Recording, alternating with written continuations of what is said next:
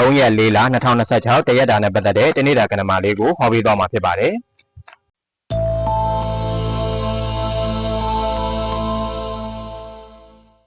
အခြေရေးမှာဂတိစကားတွေကြားရမယ်မိသားစုတွေပြန်လည်ဆုံတွေ့ကြမယ်လက်လာပါတွေပေါ်များနေမယ်ငွေဝင်မယ်အခွင့်အရေးကောင်းတွေရရှိမယ်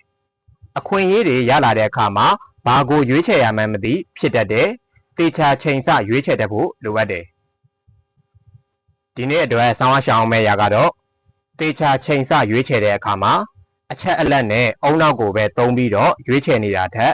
ကိုယ့်ရဲ့အလိုလိုသိစိတ်နဲ့နှလုံးသားရဲ့ကိုပါမျှတအောင်လုပ်ပြီးတော့ရွေးချယ်ပါ